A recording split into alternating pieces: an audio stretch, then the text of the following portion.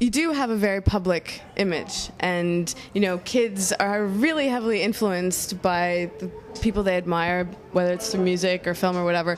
What are your thoughts on your role for young kids? Like, if you look at Supernova's concert band stages, they're all like 16-year-old kids jamming and having a great time, which is fantastic. And then having you guys up there who are, you know, a little bit older, still as cool and jamming. Mike's 17. I'm 27. Well, I'm not talking about it at heart. Fucking balding. Sucks. Has it ever crossed your mind that, you know, these kids look up to you and they may actually be really influenced by not only what you guys do, but like what you guys say in your music and the images you project?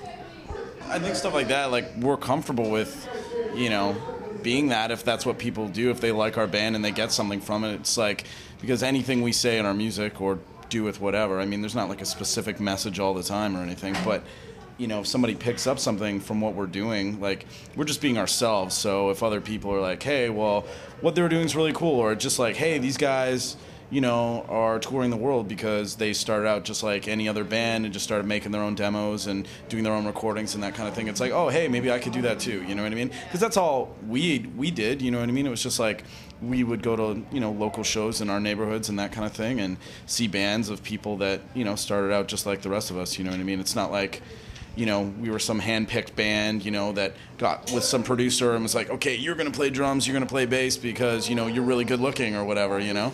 I think when it comes down to it, it's like just working hard at anything you do and really believe in is, it's going to... Which in itself is a message, right? It's cool. Like, I mean, you know, things like this, like these shows, it's like, you know, these kids are, you know, like you said, 15 and 16, and they're, you know, playing, you know, their hearts off on stage right now, you know what I mean? Just like we're going to later today. It's like... it just all kind of comes full circle, you know what I mean? But what's cool is that I'm noticing when we play with bands like this, it's amazing to me because I look at how good some of them are at such a young age in contrast to when I started in bands, and I was like, holy crap, I was nowhere near that good at that age. And it's like, I'm just, like, I can't even think of how good they'll be when they're our age, like, you know, 10 years later or something.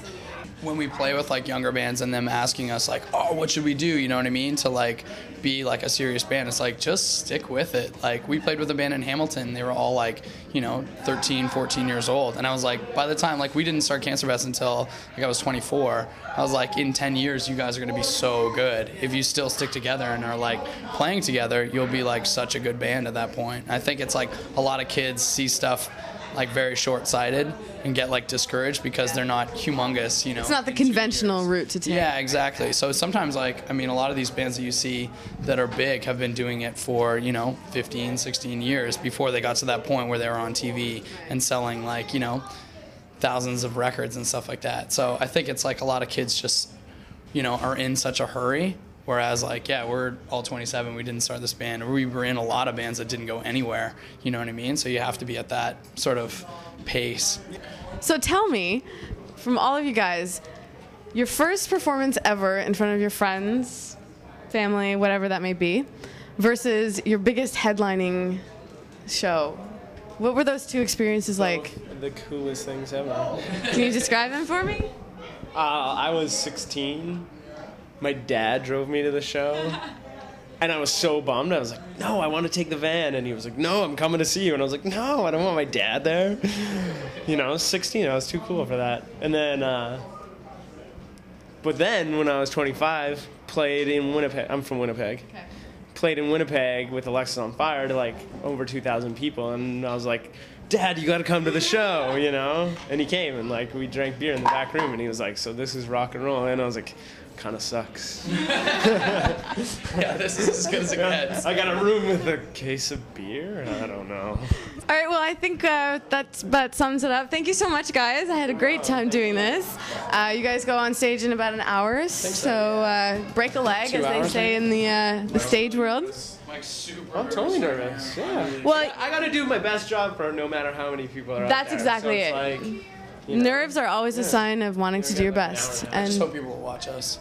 If not, I'm still going to have fun, and I'm still going to kill tons of zombies later on when we're finished. All right, well, I'll see you guys on the go-karts.